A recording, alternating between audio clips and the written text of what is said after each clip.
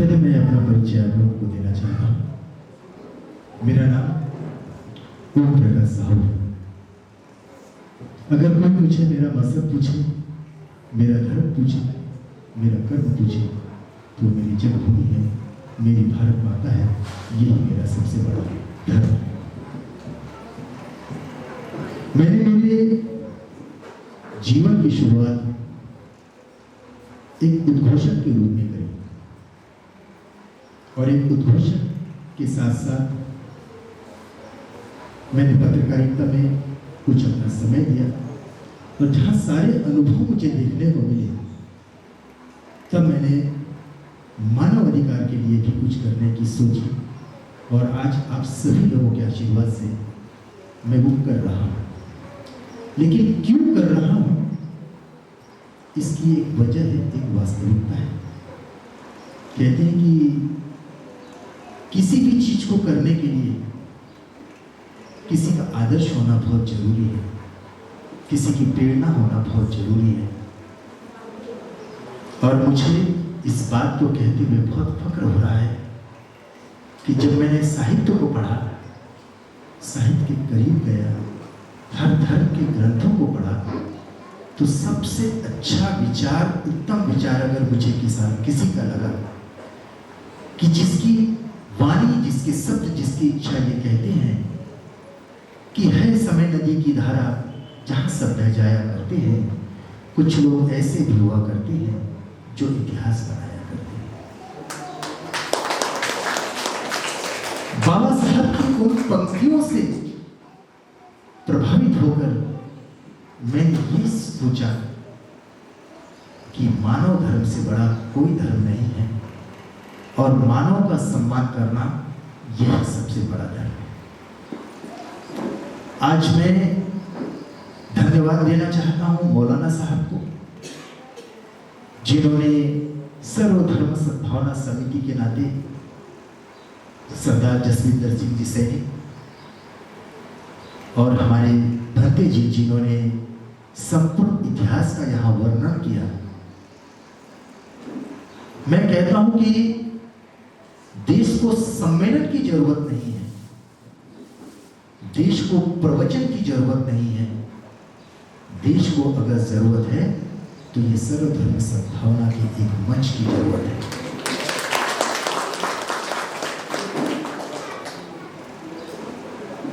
Father साहब, मैं हमारे गूगल में अगर हम सर्च करें तो गूगल ही आखिरी में एक चीज पूछता है कि अगर आपको इस विषय पे कोई जानकारी हो तो कृपया आप कमेंट बॉक्स में लिखें।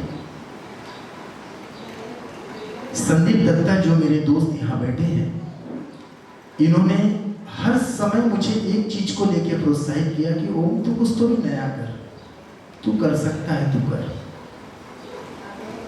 बहुत कम लोगों को यह मालूम है कि इंसान के जीवन का सबसे बड़ा शिक्षक अगर कोई होता है, वो होती है उसकी मां, बाद में होते हैं उसके पिता। जीवन का सही अध्ययन वहीं से शुरू होता है।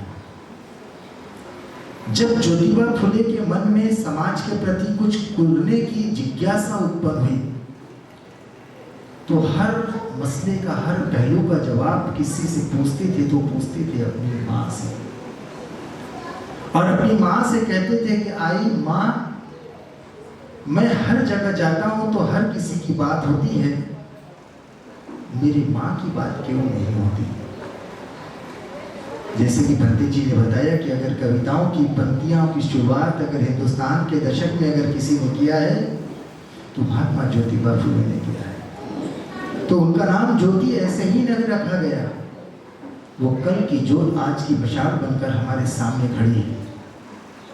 और ज्योतिबा ने एक मंच पर अपनी मां के लिए कहा था कि सूर्य जैसा चांद में जोश नहीं होता, कि सूर्य जैसा चांद में जोश नहीं होता, आठों दीपक पर खामोश नहीं होता। गौर फरमाइए मौलाना साहब, कि सूर्य जैसा चांद में जोश नहीं होता, आठों दीपक पर खामोश नहीं होता। प्यार देने को तो सभी देते हैं मेरे यारो, मिले ना मेरी माँ का आशीर्वाद तो संतोष नहीं। माँ के प्रति ज्योतिबा के वो उद्गार हर उस नारी ने स्वीकार किया जो आज किसी की बेटी है तो कल किसी की बहू है तो परसों किसी की पत्नी है। एक बेटी, जिस तरह एक पेड़ हम लगाते हैं तो अनेक डालें उसमें विकसित होती हैं, उस तरीके से एक बेटी है जब एक घर से दूसरे घर जाती है तो कई रिश्तों को जन्म देती है। तो ये है हमारे भारत की संस्कृति। भरते जी ने बहुत कुछ बताया कि आज हम अलग अलग लोग बैठे हैं, लेकिन हम अपने आप में मस्त हैं, हमें किसी की दुनिया से कोई लेना देना नहीं। बाबा साहब का भी जो चंद लाइनें हैं जो बाबा साहब ने दादर के एक सभा में कही थी, क्योंकि उन लाइनों के साथ ही मैं अपनी वाणी को विराम दूंगा, क्योंकि और भी लोग यहाँ बैठे हैं, कि है समय नदी की धारा, कि है समय नदी की धारा जहां सब बह जाएंगे। लेकिन उसके बाद बाबा साहब क्या कहते हैं कि ध्यान से सुनो, ये जो आप धर्म जात पात की जो लड़ाई में बटे हो, ये कुछ नहीं रह जाएगा।